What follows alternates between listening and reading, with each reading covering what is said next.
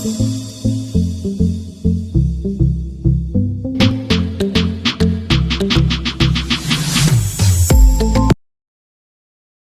Hello guys, welcome back to your channel the success education. तो friends, जैसा कि पिछली क्लासेस में हमने इस चैप्टर से रिलेटेड बहुत कुछ कवर कर लिया है और 2 या 3 क्लासेस में ये चैप्टर पूरा फिनिश हो जाएगा। ठीक है, तो दोस्तों आज का जो टॉपिक, आज का जो कंटेंट हमने उठाया है वो है दोस्तों इंस्टॉलमेंट्स। दोस्तों इंस्टॉलमेंट्स को हिंदी में कहते हैं किस्त। ये जो क्वेश्चंस इस कंसेप्ट पे बनते हैं वो दोस्तों वास्तव में ही बहुत ही लॉजिकल क्वेश्चन होते हैं और अगर अच्छे से सोचा जाए तो लोगों को यानी कि स्टूडेंट्स को वो बहुत ही डिस्टर्ब परेशान करते हैं। ठीक है, तो आज मैं आया हूँ एक बहुत ही शानदार और ख़ूबसूरत तरीके के साथ, जिसको जानने के बाद शायद ही आपको कभी कोई दिक्कत महसूस होगी किस्त निकालने में। ठीक है, तो आइए शुरू करते हैं अपना सफ़र। तो हम पढ़ते हैं इंस्टॉलमेंट्स यानी कि किस्त। दोस्तों होती क्या है किस्त, सभी जानते हैं, सभी लोग वाकिफ़ हैं इस शब्द से किस्त। दोस्तों माना कि मैंने आपसे कुछ पैसा उधार लिया। क्या लिया? उधार। ठीक है, तो जब मैं उस पैसे को आपको लौटाऊंगा तो मेरे पास लौटाने के 2 ऑप्शन हैं। या तो मैं फिक्स्ड टाइम के बाद उस पैसे को लौटा दूं, माना कि मैं 2, 3, 4 साल के बाद उस पैसे को आपको लौटा रहा हूं। और दोस्तों जो दूसरा ऑप्शन है मेरे पास वो है किस्तों में देने का। किस्त मतलब थोड़ा थोड़ा करके मैं अपने पैसा जो भी है उसको आपको लौटाऊंगा। ठीक है दोस्तों, तो इस कंसेप्ट में जो टर्मिनोलॉजी होती है, जो 3-4 टर्म होते हैं, उनको समझते हैं पहले कि उनका मतलब क्या होता है। दोस्तों अगर एक बार इनको समझ गए तो उसके बाद बाकी के कंसेप्ट पे आगे बढ़ेंगे और धीरे धीरे करके इस कंसेप्ट को इतना मजबूत बना लेंगे कि दोबारा से कभी भी इस चीज़ में आपको कोई भी दिक्कत महसूस नहीं होगी। ठीक है, तो समझते हैं। देखो पहला जो टर्म होता है इसमें वो होता है कर्ज लिया हुआ धन। ये जो टर्म होते हैं दोस्तों ये हम क्वेश्चन के हिसाब से समझने की कोशिश कर रहे हैं। जो लैंग्वेज हमें क्वेश्चन में दी गई होती है उस लैंग्वेज को समझने की कोशिश कर रहे हैं। ठीक है, तो पहला होता है कर्ज लिया हुआ धन। ठीक है, माना कि मैंने आपसे, जो कि मैंने यहाँ लिखा हुआ 270 रुपये उधार लिए, तो ये क्या है, मेरे ऊपर एक तरीके का कर्ज है। ठीक है, क्योंकि मैंने आपसे उधार लिए। ठीक है, अब दूसरा है किस्त। किस्त जो कि मैंने अभी आपको बता दी थी। ठीक है, और तीसरा फिक्स टाइम के बाद मनी दे यानी कि पेएबल है। दोस्तों ये जो लैंग्वेज होती है क्वेश्चन में, यही लैंग्वेज दी जाती है। माना क्वेश्चन में दे दिया कि 3 साल के बाद 8,000 रुपये दे हैं यानी कि पेएबल हैं। ठीक है, तो इसका क्या मतलब होता है? ठीक है, इसका आखिर में मतलब क्या होता है? तो इन तीनों टर्म को जानने की कोशिश करते हैं डिटेल में और क्लियरिटी के साथ। ठीक है, तो पहला कर्ज लिया हुआ धन, ये मैंने आपको बता दिया 270 रुपये जो कि मैंने आपसे उधार लिया है। ठीक है, अब देखो दोस्तों, माना कि मैंने ये धन आपसे 3 साल के लिए उधार लिया है। ठीक है, कितने साल के लिए? 3 साल के लिए। तो अगर मैं इस पूरे अमाउंट को, पूरी मनी को 3 साल के बाद आपको लौटाऊं, ठीक है, तो मुझे क्या लौटाना पड़ेगा? एक तो ये 270 रुपये मूलधन ये लौटाना पड़ेगा, प्लस 3 साल का जो ब्याज बनेगा वो लौटाना पड़ेगा। ठीक है, तो ये जो टोटल अमाउंट बनेगा मूलधन प्लस ब्याज, ये मुझे आपको लौटाना पड़ेगा। ठीक है, अब जो दूसरी कंडीशन है जिसमें मैं आपको पैसे लौटाना चाहता हूँ वो है किस्त की कंडीशन। ठीक है, तो मेरे पास जितने भी थोड़े थोड़े पैसे करके आते जाएंगे, मैं फिक्स एक किस्त बांध लूँगा हर एक साल में कि मुझे इतना रुपया देना है, और इस तरीके से मैं अपना पूरा भी जो कर्ज है वो चुकता कर दूंगा, यानी कि वो कर्ज मैं अपना पूरा कर दूंगा। ठीक है, यानी उसको हटा दूंगा। ठीक है, धीरे धीरे करके जो भी मैं एक साल के गैप में आपको पैसे देता जाऊँगा। ठीक है, तो देखो 270 रुपये मैंने आपको उधार दिए। ठीक है, अब मैंने 3 किस्तों में ये पूरा पैसा आपको चुका दिया। तीनों किस्त क्या है दोस्तों? 100 रुपये की, 100 रुपीज़, 100 रुपीज़ और 100 रुपीज़। ठीक है, इसको समझते हैं क्लियरली। ठीक है, 3 किस्तों में मैंने आपको पूरा पैसा आपका चुका दिया। ठीक है, अब देखो दोस्तों, हमने पैसे कितने उधार लिए थे? 270। ठीक है, अब जो हमने आपको किस्तों में जब पैसा चुकाया तो वो चुकाया 300 रुपये। कितना? 300, 100, 100, 100। ठीक है, यानी कि 300। तो कितना अधिक पैसा मैंने आपको चुकाया? 30 रुपये। 270 लिया था, 300 रुपये मैंने आपको चुकाया। ठीक है, तो ये क्या चुकाया मैंने 30 रुपये दोस्तों? ब्याज का। किसका? ब्याज का। ठीक है, अब ये ब्याज किस चीज़ पे बना है? ये ब्याज किस किस चीज़ पे बना है? क्या ये ब्याज 270 रुपये पे 3 साल के लिए बना है? किस मूलधन पे ये ब्याज बना है? ठीक है, तो दोस्तों देखो, मैंने ये जो मूलधन 270 माना ना, ये ऐसा नहीं कि एग्जैक्ट ही मूलधन हो उसी के हिसाब से कैलकुलेशन की जा रही है, नहीं। मूलधन तो क्वेश्चन में हमें देता ही नहीं है, ठीक है। हमें बस देता है किस्त निकालने को बोलता है, और जो पेएबल मनी है 3 साल के बाद वो देता है, ठीक है। तो ये मूलधन तो बस मैंने अज्यूम किया है, ठीक है, माना है आपको समझाने के लिए, ठीक है। तो देखो, माना कि मूलधन 270 रुपये था, ठीक है। तो पहले साल जो हमें 270 रुपये पर जो ब्याज बनेगा 1 साल के लिए, वो कुछ भी मान सकते हैं हम, XYZ कुछ भी माना, X ब्याज बन गया, ठीक है, पहले साल के लिए, क्योंकि पहले साल में टोटल मूलधन कितना है, 270 रुपये। अब जब 1 साल कंप्लीट हुआ दोस्तों, तो मैंने आपको उस मूलधन में से 100 रुपये दे दिए। क्या दे दिए? क्योंकि आपने मुझे 270 रुपये दिए थे, तो 1 साल बाद मैंने उस मूलधन में से 100 रुपये आपको लौटा दिए, ठीक है। तो अब जो मेरा मूलधन बचा मेरे ऊपर, आपका मूलधन वो कितना बचा दोस्तों, 170। कितना? 170। तो अब सेकेंड ईयर के लिए जो ब्याज चलेगा वो 270 पे नहीं चलेगा। किस पे नहीं चलेगा? 270 पे नहीं चलेगा, क्योंकि अब जो मूलधन बचा है वो केवल कितना बचा है, 170। और जो हमारा साधारण ब्याज होता है वो हमेशा किस चीज़ पे लगता है, मूलधन पर, ठीक है। तो जो सेकंड ईयर का हमारा ब्याज चलेगा वो 170 पर चलेगा। तो इसी तरीके से जब सेकंड ईयर कंप्लीट हो जाएगा तो दूसरी किस्त 100 रुपये की वो भी मैं आपको दे दूंगा, ठीक है। तो अब जो मूलधन बच जाएगा वो कितना बच जाएगा, 70 रुपये। कितना? 70, ठीक है। तो तीसरे साल के लिए जो ब्याज चलेगा दोस्तों, अब वो चलेगा 70 रुपये पे। किस पे? 70 रुपये पे, ठीक है। तो माना कि दूसरे साल के लिए हमारा ब्याज बन गया था कितना, Y, और तीसरे साल के लिए हमारा ब्याज बन जाएगा कुछ भी मान लिया हमने, Z, ठीक है। कितना? Z। तो दोस्तों अब ये जो 30 रुपये मैंने आपको ब्याज के एक्स्ट्रा दिए हैं, वो कौन सा ब्याज है? वो 3 साल का ब्याज है। कौन कौन सा? पहला 270 मूलधन पर पहले साल के लिए, दूसरा ब्याज Y 170 मूलधन पर दूसरे साल के लिए, और तीसरा ब्याज Z 70 रुपये मूलधन पर तीसरे साल के लिए, ठीक है। तो इस तरीके से हम ब्याज देते हैं। क्या देते हैं? ब्याज। तो दोस्तों हमने देखा कि हमारा जो मूलधन है हर साल कम होता जा रहा है। क्या होता जा रहा है? पहले मूलधन 270 था, उसके बाद 170, उसके बाद 70, और तीसरे साल के एंड में हमने अपना पूरा लेन देन कंप्लीट कर लिया। जो भी हमारा लेन देन था वो हमने 100 रुपये की फाइनल किस्त दे के पूरा फिनिश कर दिया, ठीक है। तो अब ये जो तीसरा टर्म है हमारा किस्त, ये तो हमने समझ लिया, ठीक है। सेकंड टर्म जो तीसरा टर्म है कि फिक्स टाइम के बाद कोई मनी दे है, पेएबल है, इसका क्या मतलब है दोस्तों? इसका सीधा सा मतलब यही होता है कि अगर पैसा हमने किस्तों में ना दिया गया होता, पैसा जो हम आपको चुका रहे हैं वो हम किस्तों में ना चुकाते, तो 3 साल के बाद फिर हमें कितना रुपये देना पड़ता, उसी को हम कहते हैं कि फिक्स टाइम के बाद वो मनी दे है, यानी कि पेएबल है, ठीक है। तो इसको निकालते हैं कि कितना पैसा हमें देना पड़ता अगर हम पैसा किस्तों में नहीं चुकाते, ठीक है। तो देखो अब मैंने आपको 3 किस्त दी, 100, 100 और 100 रुपये की, ठीक है। तो ये तो पैसा आपके पास पहुंच गया, ठीक है। जो ब्याज बना था वो भी पहुंच गया, और जो हमारा मूलधन था वो भी पहुंच गया, ठीक है। अब जो पैसा आपके पास नहीं पहुंचा वो कौन सा पैसा है? जो नहीं पहुंचा वो पैसा है दोस्तों जो कि मैंने आपको किस्त दी मूलधन के रूप में, यानी जो मूलधन मैंने घटाया अपना। क्या किया? मूलधन घटाया। जो पहली किस्त मैंने आपको 100 रुपये की दी वो मैंने अपने मूलधन में से दी। जो 270 मूलधन था वो, उसमें से मैंने आपको 100 रुपये की पहली किस्त दी। तो इसका मतलब जो ये 100 रुपये हमारे मूलधन के घट गए, अगर ये हम किस्त के रूप में ना देते तो इस पर भी हमें ब्याज देना पड़ता। क्या करता? ब्याज देना पड़ता, ठीक है। इसी तरीके से जो दूसरी किस्त है, इसी तरीके से जो दोस्तों दूसरी किस्त है, अगर हम उसको ना चुकाते, ठीक है, तो इस मूलधन पर भी फिर हमें ब्याज देना पड़ता, ठीक है। तो कितना देना पड़ता ब्याज, अब जान लेते हैं कि आखिर इन पे हमें कितना एक्स्ट्रा ब्याज देना पड़ता। तो दोस्तों ये जो 100 रुपये हैं ये वाले, ये हमने 1 साल पहले चुकाए। कितने साल पहले?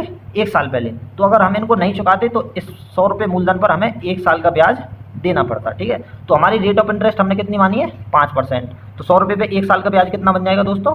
5 रुपये का। कितना? 5 रुपये का, ठीक है। इसी तरीके से ये जो पहली वाली किस्त है, ठीक है, 100 रुपये की, ये हमने दोस्तों कितने टाइम पहले दी? 2 साल पहले। कितने टाइम पहले? 2 साल पहले, ठीक है। तो अगर हम ये किस्त ना देते तो फिर हमें 2 साल का और ब्याज चुकाना पड़ता, ठीक है। तो 100 रुपये पे 5% से 2 साल का ब्याज कितना हो जाएगा दोस्तों? 10 रुपये। कितना? 10 रुपये। 1 साल के ब्याज है 5 रुपये, तो 2 साल का 10 रुपये, ठीक है। तो अब जो हमारे पास टोटल अमाउंट आ गया जो कि हम देते, अगर हम पैसा किस्तों में नहीं चुकाते, तो टोटल जो अमाउंट हमें देना पड़ता वो कितना देना पड़ता?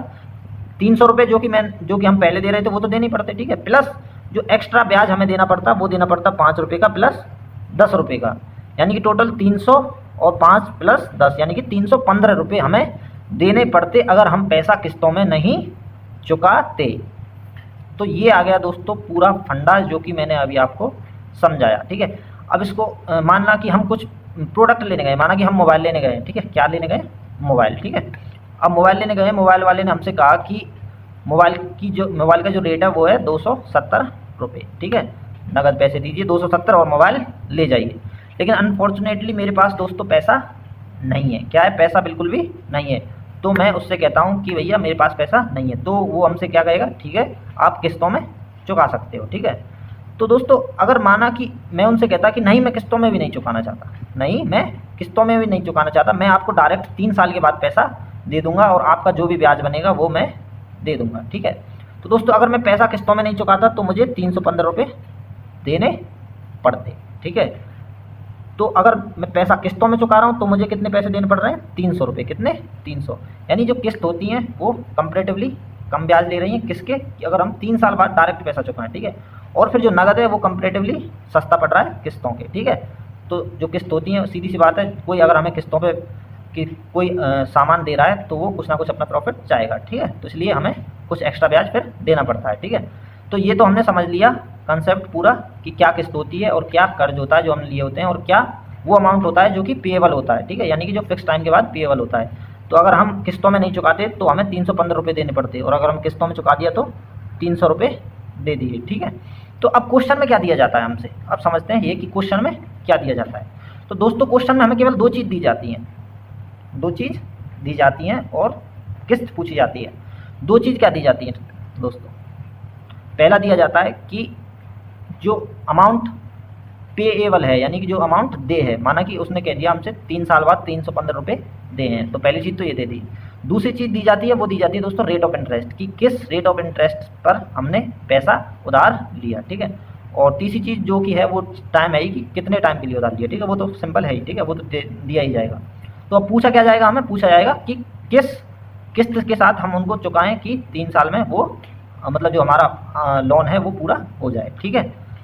तो अब आइए इस कंसेप्ट पर आधारित क्वेश्चन करने की कोशिश करते हैं, ठीक है। उस क्वेश्चन से आप सिंपल सा समझेंगे। हाँ दोस्तों पहले फॉर्मूला और समझ लेते हैं, जो कि मैंने अभी आपको फॉर्मूला लिखवाया, ठीक है। ये जो फॉर्मूला मैंने आपको लिखवाया, ठीक है, किस्त निकालने का, सिंपल सा इस फॉर्मूले को यूज़ करना बहुत आसान फॉर्मूला है, क्वेश्चन देखते ही तुरंत यूज़ करो और तुरंत आपका 2 सेकंड में आंसर आ जाएगा, ठीक है। फॉर्मूला क्या है, किस्त निकालने कौन से बोला होता है, ठीक है। तो फिक्स टाइम होता है दोस्तों, 3 साल के लिए किस्त है माना कि, ठीक है, 3 साल के लिए, 4 साल के लिए, ठीक है, माना कि 4 साल में हमने पूरा लोन चुका दिया 4 किस्तों में, ठीक है। 1 साल की 1 किस्त होती है जनरली, ठीक है, महीने की भी हो सकती है, तो वहाँ हम महीने को 1 लेंगे, ठीक है। तो जो टाइम होता है वो होता है कि जितने मतलब जितनी किस्त हमने दी, अगर 4 किस्त दी तो 4 हम टाइम की जगह यूज़ करेंगे, क्योंकि ये किस्त 1 साल के लिए होती है, तो टाइम हम 4 साल के लिए यूज़ करेंगे, यानी कि 4T की जगह। और जो आगे लिखा है मैंने वो लिखा है rate R plus 2R plus 3R plus dot dot dot T-1 times. इसका क्या मतलब है, रेट हमें कुछ भी दी गई होगी 5%, 10%, तो उसको लिखेंगे 5, माना 5% लिखी गई है, फिर हम लिखेंगे 5 का डबल 10, फिर हम लिखेंगे 5 का टेबल 15। तो ये कब तक लिखेंगे दोस्तों, ये हम तब तक लिखेंगे, इतने टर्म लिखेंगे जो कि टाइम से 1 कम होंगे। माना कि जो टाइम हम यहाँ लिखेंगे वो हमें 4 साल दिया गया है, 4 साल में हमने किस्त पूरी कर दी, ठीक है। तो फिर हम यहाँ जो टर्म लिखेंगे वो केवल 3 टर्म लिखेंगे, ठीक है। अगर किस्त हमने 5 किस्तों में अपना लोन पूरा किया है तो फिर हम यहाँ 4 टर्म लिखेंगे, अगर 6 किस्तों में पूरा किया है तो हम अपने यहाँ 5 टर्म लिखेंगे। इसी तरीके से बढ़ते जाएंगे 5, 10, 15, 20, ठीक है। यानी कि रेट का फिर डबल, रेट का टेबल, रेट का 4 टाइम्स 5 टाइम्स, ठीक है, इस तरीके से बढ़ते जाएंगे। तो आइए अब जो भी कंसेप्ट है वो आपको अच्छी तरीके से क्लियरली समझ आ गया होगा। अब चलते हैं क्वेश्चन की तरफ, तो बाकी का बचा हुआ आपको क्वेश्चन से समझ आ जाएगा, ठीक है। तो चलिए शुरू करते हैं। तो दोस्तों ये अपना क्वेश्चन इसी कंसेप्ट पे बेस्ड जो कि मैंने अभी आपको समझाया। तो इसमें कहा गया है कि 848 रुपये की धनराशि को 4% वार्षिक साधारण ब्याज की दर से 4 वर्ष के अंत तक चुकाना है, तो उसके द्वारा चुकाई गई प्रत्येक बराबर वार्षिक किस्त बताएं, ठीक है दोस्तों। तो इसमें देखो जो कि मैंने अभी आपको बताया, ये 848 रुपये ये क्या है, ये दे है, मतलब कि 4 साल बाद ये हमको चुकाने पड़ेंगे, ठीक है। अब जो रेट ऑफ इंटरेस्ट दी गई है हमें वो कितनी दी गई है, 4%, ठीक है, और टाइम दिया गया है 4 वर्ष, ठीक है। तो पूछ रहा है कि कितनी किस्त हमें चुकानी पड़ेगी। ठीक है, 4 किस्तों में चुकाया तो प्रत्येक किस्त का मान बताएं। चारों ही किस्त दोस्तों क्या है, इक्वल हैं। ठीक है, तो अभी जो फॉर्मूला मैंने आपको लिखाया था उसी को जस्ट यूज करते हैं और 2 सेकंड में हम आंसर निकाल लेंगे। ठीक है, तो चलिए शुरू करते हैं। किस्त निकालने के लिए क्या करते हैं दोस्तों, जस्ट उसी फॉर्मूले को अप्लाई करेंगे। ठीक है, तो उस फॉर्मूले में हमें सबसे पहले क्या लिखना होता है, 100। ठीक है, तो 100 मल्टीप्लाई टाइम यानी नंबर ऑफ किस्त। ठीक है, कितना नंबर ऑफ कितनी किस्तों में हमने वो चुकाया। ठीक है, तो दोस्तों वो हमने चुकाया 4 किस्तों में, तो 100 का मल्टीप्लाई 4 से कर देंगे। ठीक है, अब करते हैं प्लस। ठीक है, प्लस क्या करते हैं, रेट। सबसे पहले रेट लिखेंगे, रेट कितनी है 4। उसके बाद इसका डबल टेबल 4 टाइम्स 5 टाइम्स। अब ये कब तक लिखेंगे हम, सीधी सी बात है, बताया था जो यहाँ लिखेंगे उससे एक कम बार टर्म लिखेंगे। यानी अगर 4 हमने यहाँ लिखा है तो हम यहाँ केवल 3 टर्म लिखेंगे। कितने, 3 टर्म। ठीक है, तो पहला टर्म 4 हो गया, दूसरा टर्म होगा इसका डबल यानी 4 दूनी 8, तीसरा टर्म होगा इसका टेबल 3 टाइम्स। ठीक है, तो वो कितना हो जाएगा 12। ठीक है, तो ये कितना हो गया टोटल, ये हो गया दोस्तों 400 प्लस ये कितना हो गया 12 और 8 20 और प्लस 4 24। ठीक है, तो यानी कि हमारा जो अमाउंट आया, जो मनी आई पेएबल, वो कितनी आई 424 रुपये हमें पे करने हैं। ठीक है, कितने, 4 साल के बाद। लेकिन ये 424 रुपये दोस्तों हमने जब 100 किस्त मानी थी तब आएंगे। ठीक है, अब जो क्वेश्चन में दिया गया होगा फिर हम उससे इस चीज़ को कंपेयर करेंगे। ठीक है, क्या क्वेश्चन में 424 दिया गया है, नहीं, क्वेश्चन दिया गया हमें कितना 848। ठीक है, 848 यानी कि डबल। ठीक है, तो जो हमारा निकल के आया उससे डबल क्वेश्चन में दिया गया है। तो इसका मतलब जो हमने 100 किस्त मानी थी वो 100 ना होकर कितनी होगी, डबल। ठीक है, यानी कि 200। तो हमारी जो किस्त निकल के आ जाएगी दोस्तों वो कितनी आ जाएगी, 100 मल्टीप्लाई 2। ठीक है, ये 2 दोस्तों यही होगा। ठीक है, मल्टीपल गुणन। ठीक है, तो ये कितना हो जाएगा 200। ठीक है, तो अपना बी ऑप्शन सही हो जाएगा। ठीक है, तो इसी पे बेस्ड नेक्स्ट क्वेश्चन देखते हैं। तो दोस्तों ये अपना नेक्स्ट क्वेश्चन बिल्कुल उसी तरीके का है, बस थोड़ी सी कैलकुलेशन चेंज हो गई। ठीक है, तो इसमें क्या गया है, 6450 रुपये के धन को 5% साधारण ब्याज की वार्षिक दर से 4 वार्षिक किस्तों में चुकाया जाता है।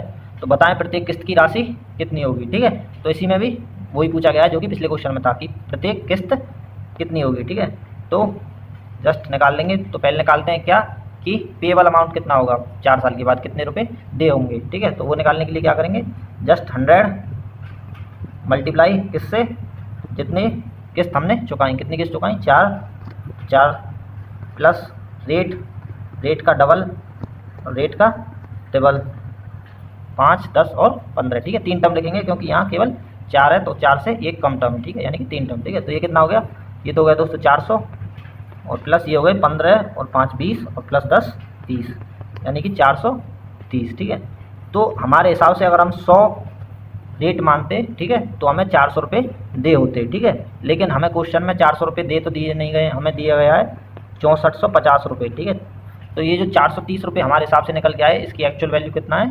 6450 रुपये। ठीक है, तो दोस्तों ये कितने मल्टीपल पर बैठा है, ये इसको हम कैलकुलेट करेंगे तो ये आ जाएगा दोस्तों 15। ठीक है, निकाल लेना। ठीक है, 15 3 45 और 15 चौका 60 64। ठीक है, तो ये आ जाएगा 15 मल्टीपल पर। ठीक है, तो फिर जो हमारी किस्त हमने 100 मानी थी वो भी 100 ना होकर कितने मल्टीपल पर होगी दोस्तों, 15 के मल्टीपल पर। ठीक है, तो 100 मल्टीप्लाई 15 कितना हो जाएगा, 100 मल्टीप्लाई 15। ठीक है, कितना हो जाएगा दोस्तों, 100 मल्टीप्लाई 15 हो जाएगा 1500। ठीक है, यानी कि अपना पहला ऑप्शन सही हो जाएगा। ठीक है, तो इस तरीके से ये जो क्वेश्चन पूछे जाते हैं बहुत ही आसान होते हैं, लेकिन एक बार इसका बेसिक समझना बहुत ज़रूरी होता है, जो कि मैंने अभी आपको बता दिया है। क्या किस्त होती है, क्या पेएबल अमाउंट होता है। ठीक है, जो ब्याज हम देते हैं वो किस किस मूलधन पे चुकाना पड़ता है। ठीक है, तो आइए आगे चलते हैं दोस्तों। ये अपना नेक्स्ट क्वेश्चन।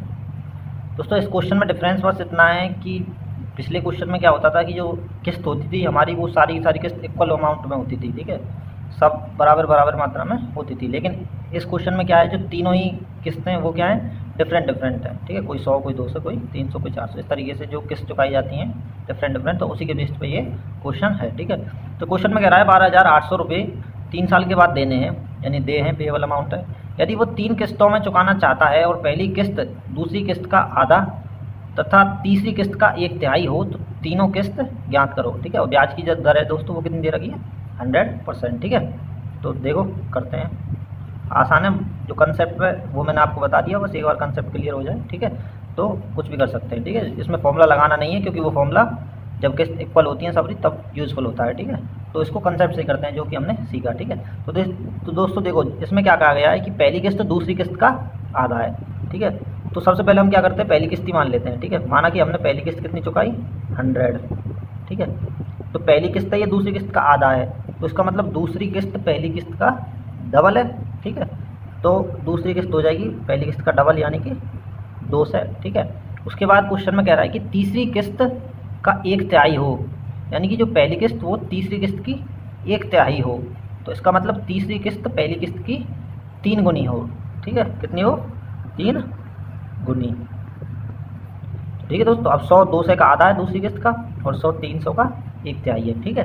तो अब पूछा है हमसे कि क्या पूछा है हमसे दोस्तों, पूछा है कि तीनों का, हमसे तीनों किस्त की अलग अलग वैल्यूज़ पूछेंगे, ठीक है। तो किस्त हमने मान ली 100 200 और 300, ठीक है। तो अब जो पेएबल अमाउंट 12,080 क्वेश्चन में दिया गया है, ठीक है, उसको कंपेयर करेंगे अपने पेएबल अमाउंट से कि आखिर अगर हम किस्तों में नहीं चुकाते तो हमें 3 साल बाद कितना पैसा चुकाना पड़ता है, ठीक है। तो दोस्तों यहाँ आगे तो अपना लेन देन ख़त्म हो ही जाता है, ठीक है। तो इसका मतलब ये तो हमारी फाइनल किस्त थी, इस पर तो हमें कोई भी ब्याज नहीं मिलेगा, भले ही इसको किस्त में चुकाएं या फिर डायरेक्टली चुकाएं, ठीक है। तो ये जो 200 रुपये 1 साल पहले हमने इन्हें दे दिए थे, अगर वो नहीं देते तो इस पर हमें 1 साल के लिए ब्याज मिल जाता, ठीक है। और वो कितना ब्याज मिलता, 10%, ठीक है। कितना, 10%, क्योंकि रेट हमारी कितनी है, 10%, ठीक है। तो ब्याज मिलता है 1 साल के लिए। तो 200 का 10% कितना हो जाएगा दोस्तों, 20 रुपये, ठीक है। ये जो 100 रुपये अगर हम इनको नहीं देते किस्त के रूप में, तो फिर इस 100 रुपये पे हमें 2 साल के लिए ब्याज मिलता है, ठीक है। कितने साल के लिए, 2 साल के लिए, 10% की रेट पर, ठीक है। तो 10% 100 का कितना हो जाएगा, 10 रुपये, ठीक है। वो कितना 1 साल के लिए होगा, तो 2 साल के लिए कितना हो जाएगा, 20 रुपये, ठीक है। कितना, 20 रुपये। तो दोस्तों जो पेएबल अमाउंट हमारा निकल के आया वो कितना आ गया, 100 रुपये हमने यहाँ चुकाए थे, 200 यहाँ चुकाए थे, और 300 यहाँ चुकाए थे, ये यानी कि 300 200 500 प्लस 100 600, ठीक है। और 40 रुपये दोस्तों हमने अब यहाँ चुका दिए, ठीक है। तो टोटल पेएबल अमाउंट हमारा आ गया 640 रुपये, ठीक है। लेकिन इसकी एक्चुअल वैल्यू जो क्वेश्चन में हमें दी गई है दोस्तों, वो दी गई है 12,800 रुपये, ठीक है। तो ये कितने मल्टीपल बैठा है दोस्तों, 20 के पर, कितने पर, 20 के पर, ठीक है। 20 का मल्टीप्लाई इसमें करेंगे तो 12,800 आ जाएगा, ठीक है। तो इसका मतलब जो हमने सारी किस्त मानी है उनकी जो एक्चुअल मात्रा होगी वो 20 मल्टीपल पर बैठी होगी, ठीक है। तो हमने किस्त क्या मानी थी, 100 200 और 300, ठीक है। तो सारी किस्त हमारी 100 के मल्टीपल पर बैठी होंगी, तो इसमें 20 के मल्टीपल पर बैठी होंगी। तो इसमें 20 का मल्टीप्लाई करेंगे दोस्तों, ये आ जाएगा 2000, इसमें 20 का मल्टीप्लाई करेंगे ये आ जाएगा 4000, और इसमें 20 का मल्टीप्लाई करेंगे तो दोस्तों ये आ जाएगा 6000, यानी कि अपना डी वाला ऑप्शन सही हो जाएगा। तो दोस्तों इस तरीके से ये जो क्वेश्चन होते हैं, इनमें जो हमारी किस्त की मात्रा होती है वो इक्वल नहीं होती है, डिफरेंट होती है, ठीक है। तो आइए अपने नेक्स्ट क्वेश्चन पर चलते हैं। तो दोस्तों ये अपना नेक्स्ट क्वेश्चन है कि एक आदमी साल की शुरुआत में बैंक में कुछ धन लगातार 3 साल तक जमा करता है। 3 साल की समाप्ति पर 12% साधारण ब्याज की दर से उसके खाते में 23,808 रुपये जमा हो गया। वो हर साल बैंक में कितनी राशि जमा करता था, तो हमसे ये पूछा है, ठीक है। तो दोस्तों आखिर मतलब क्या है क्वेश्चन का मतलब यही है कि एक आदमी जब साल की स्टार्टिंग होती है तो कुछ फिक्स अमाउंट बैंक में जमा करता है, नेक्स्ट साल भी इतना ही सेम अमाउंट वो उस बैंक में जमा करता है, और तीसरे साल भी वो सेम अमाउंट बैंक में जमा करता है। तो तीसरे साल की एंड में उसे टोटल कितना रुपये मिलता है, 23,808 रुपये। 23,808 रुपये क्या है, पहला तो जो उसने जमा किया 3 साल तक वो, प्लस जो उसे ब्याज मिला वो, ठीक है। तो पूछ रहा है कि कितनी राशि वो हर बार जमा कराता था, ठीक है। तो दोस्तों ये किस्त वाला क्वेश्चन तो है नहीं, लेकिन कहीं ना कहीं उसी कंसेप्ट पे बेस्ड है, ठीक है। तो आइए करते हैं, ठीक है। तो देखो इसको यहाँ लगा लेते हैं, ठीक है। पहले साल की स्टार्टिंग हुई तो उसने 100 रुपये बैंक में जमा करा दिए, ठीक है। जब पहला साल ख़त्म हुआ दोस्तों तो सेकंड साल शुरू हो जाएगा, पहला साल ख़त्म होगा तो, ठीक है। यानी कि ये फर्स्ट ईयर चल रहा है, ठीक है। अब यहाँ इसने फिर से वो 100 रुपये जमा कराए, क्योंकि सेम अमाउंट जमा करा रहा है। तो यहाँ कितने टोटल कितने हो जाएंगे, 200 100 ये और 100 उसने अब जमा कराए, ठीक है। तो ये सेकंड ईयर चल रहा है, ठीक है। उसके बाद फिर तीसरे साल की शुरुआत में वो कितने जमा कराएगा, 100 रुपये फिर से। तो टोटल उसका जो मूलधन है तीसरे साल के लिए वो कितना हो जाएगा, 300। और जब तीसरा साल बीत जाएगा तो यहाँ एंड में, तीसरे साल के एंड में और चौथे साल की शुरुआत में उसे अपना पैसा मिलेगा। ठीक है। तो अब देखो, अब हम ये जानते हैं कि ये जानने की कोशिश करते हैं कि ब्याज जो बना वो किस किस मूलधन पर कितने टाइम के लिए बना। ठीक है। तो पहले साल जब उसने 100 रुपये जमा किए तो एक साल तक उसका जो मूलधन था वो केवल 100 रुपये रहा। ठीक है। तो यानी 100 रुपये पर उसको एक साल तक ब्याज मिला। ठीक है। अब देखो ब्याज कितना मिलेगा वो रेट से डिसाइड होगा। रेट परसेंटेज कितनी दी गई है क्वेश्चन में, 12%। कितना, 12%। ठीक है। तो 100 रुपये पे एक साल के लिए उसे 12% का क्या मिलेगा दोस्तों, 12% का ब्याज मिलेगा। ठीक है। अब 100 का 12% कितना हो जाएगा, 12। ठीक है। ये पहले साल का ब्याज आ गया। अब आते हैं दूसरे साल के ब्याज के लिए। ठीक है। दूसरे साल के ब्याज के लिए मूलधन देखते हैं। मूलधन कितना है दूसरे साल के लिए, 200 रुपये। ठीक है। तो इसका मतलब जो दूसरे साल का ब्याज मिलेगा वो 200 रुपये पर मिलेगा। ठीक है। तो रेट ऑफ इंटरेस्ट तो सेम है। ठीक है, 12% ही है। तो 12%, 200 का 12% कितना हो जाएगा दोस्तों, 12 दूनी 24, यानी कि 24 रुपये। ठीक है। अब तीसरे साल के लिए जो मूलधन है वो 300 रुपये। ठीक है। और रेट 12% है। ठीक है। तो जो ब्याज बन जाएगा वो कितना बन जाएगा, 12 तिया 36, यानी कि जो ब्याज बन गया हमारा टोटल वो कितना बन गया, 36 और 24 60 और 12 72 रुपये। ठीक है। और जो टोटल उसने बैंक में जमा कराए दोस्तों वो कितने कराए, 300 रुपये। 100 पहले साल, 100 दूसरे साल और 100 तीसरे साल। तो टोटल उसने 300 रुपये बैंक में जमा कराए और जो उसे ब्याज मिलेगा वो 72 रुपये का मिल गया। यानी कि फाइनली तीसरे साल के एंड में उसके खाते में कितने रुपए होंगे दोस्तों, 372 रुपये होंगे। और इसी 372 की वैल्यू क्वेश्चन में हमें दी गई है कितनी, 23,808, 23,808। ठीक है। तो ये बैठा है दोस्तों 64 के मल्टीपल पर। ठीक है। इसको डिवाइड करके कैलकुलेट कर लेना। ठीक है।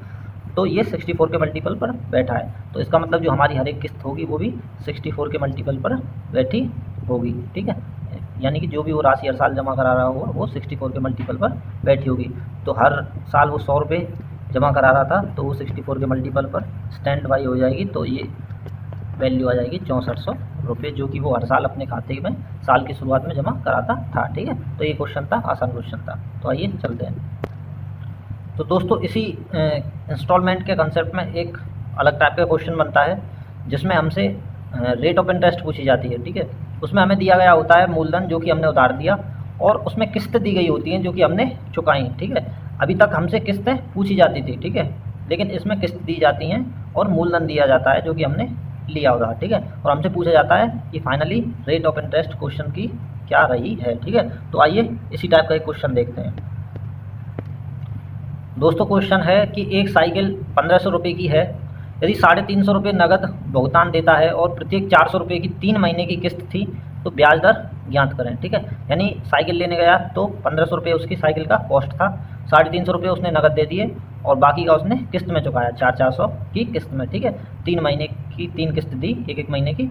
तो पूछ रहा है कि रेट ऑफ इंटरेस्ट क्या रही होगी। ठीक है। रेट ऑफ इंटरेस्ट दोस्तों इसलिए पूछ रहा है क्योंकि हमने उसको 1500 रुपये नहीं दिए टोटल। ठीक है। हमने उसको कुछ एक्स्ट्रा ब्याज भी दिया है क्योंकि अगर हम किस्तों में कुछ सामान ले रहे हैं तो फिर हमें उस पर ब्याज भी देना पड़ता है। ठीक है। तो कितना ब्याज दिया और कैसे दिया आइए जानते हैं। ठीक है। टोटल जो उसकी कॉस्ट थी साइकिल की वो कितनी थी, 1500 रुपये। कितनी थी, 1500 रुपये। और इसने टोटल कितना चुकाया दोस्तों, 350 रुपये तो ये नगद दे के आया था। ठीक है।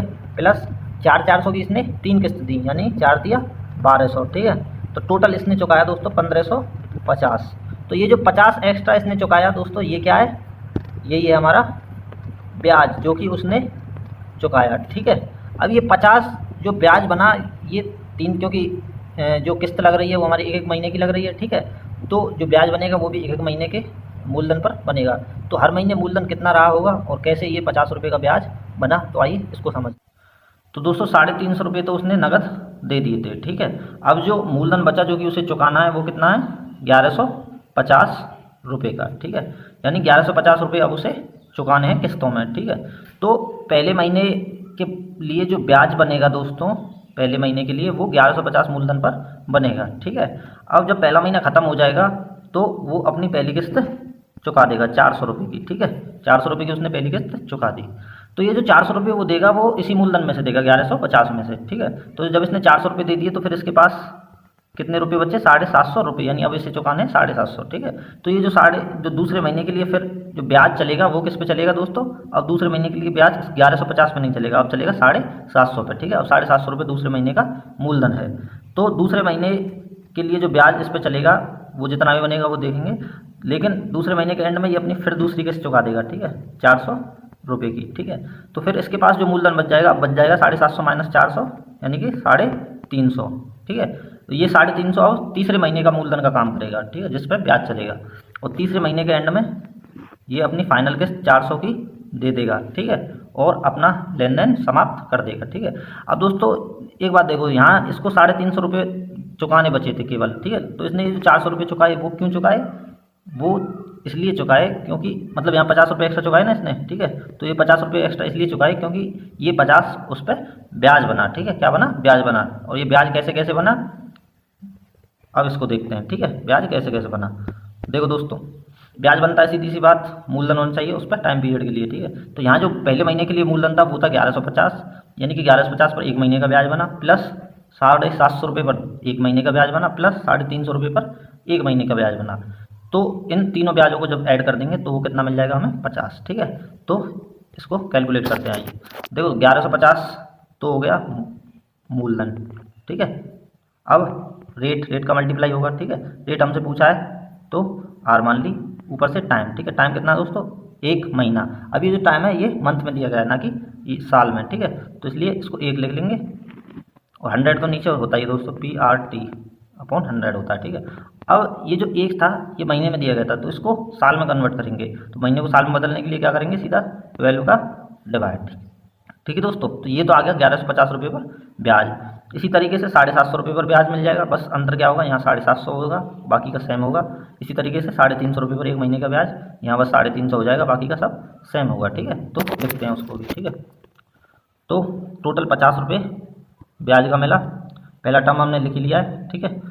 कितना, 1150 मल्टीप्लाई आर मल्टीप्लाई 1/100 मल्टीप्लाई 12, ठीक है, प्लस दूसरा टर्म 750 मल्टीप्लाई R/12 मतलब 100 multiply 12 plus 350 multiply R/100 multiply 12। तो ये बन गया टोटल 50 रुपये का ब्याज तीनों मूलधनों पर, ठीक है। तो इसको सॉल्व कर लेते हैं। तो इधर तो 50 है ही, ठीक है। इधर दोस्तों कॉमन आ जाएगा तीनों टर्म से, R/100 मल्टीप्लाई 12, और अंदर क्या बच जाएगा, 1150 प्लस 750, ठीक है, और प्लस 350, ठीक है। तो इसको सॉल्व करते हैं, तो 100 और 12 दोस्तों इधर आ जाएंगे, तो ये हो जाएगा 50 मल्टीप्लाई 1200, ठीक है, इसको टू ये कितना बच जाएगा, ये कितना बन जाएगा जोड़ के, 1150 प्लस 750 प्लस 350, ये बन जाएगा दोस्तों 2250 रुपये, कितना, 2250, ठीक है। और आर इधर था ही, ठीक है। तो जो आर की वैल्यू आ जाएगी वो कितनी आ जाएगी, 50 मल्टीप्लाई 1200 अपॉन 2250, ठीक है। तो इसको सॉल्व करते हैं, एक जीरो कैंसिल आउट हो जाएगी, 5 से जब इसको काटेंगे तो ये कट जाएगा दोस्तों 45 बार, ठीक है, कितने बार, 45, और फिर इस 45 को हम इस चीज़ से काटेंगे, ठीक है, 1200 से, ठीक है। तो देखो पहले 5 से काट लेते हैं, तो 5 9 45, और ये जो 100 है ये 5 से कट जाएगा 20 बार, ठीक है। इसके बाद इसको 3 से काटते हैं, तो 3 से 3 बार कट जाएगा, और 12 3 से 4 बार कट जाएगा, कितने बार, 4 बार, ठीक है। तो फाइनली जो रेट आ जाएगी दोस्तों वो ऊपर बच जाएगा 4 और मल्टीप्लाई 20 यानी कि 80, ठीक है, और नीचे बच गया 3, ठीक है। तो उसको करते हैं 3 दूनी 6 और 3 के 18 और 2/3%, यानी कि जो हमारी रेट परसेंट आ गई वो आ गई दोस्तों 26 सही 2/3%, ठीक है। तो हमारा कौन सा ऑप्शन सही हो गया, सी वाला ऑप्शन, ठीक है। तो ये हमने क्वेश्चन देखा, ठीक है। तो आज जो दोस्तों हमने पढ़ा वो इंस्टॉलमेंट पढ़ा, ठीक है, बड़ा ही डिफ़िकल्ट सा कंसेप्ट होता है, अगर समझ ना आए तो बहुत कन्फ्यूजिंग होता है, ठीक है। तो इसलिए मैंने आपको पूरा टाइम दिया इसको समझाने में, और जो भी क्वेश्चन बनते हैं इससे रिलेटेड वो भी मैंने आपको करवाए, ठीक है। तो नेक्स्ट क्लास में इससे रिलेटेड हम और 2-3 क्वेश्चन और देख लेंगे, ठीक है, और ये इंस्टॉलमेंट का कंसेप्ट हमारा पूरा हो जाएगा, ठीक है। तो 2-3 क्लास और लगेंगी दोस्तों इस चैप्टर को कंप्लीट करने में, सिंपल इंटरेस्ट को। उसके बाद हम अपना अगला नेक्स्ट चैप्टर कंपाउंड इंटरेस्ट शुरू करेंगे, ठीक है। सो थैंक यू दोस्तों आज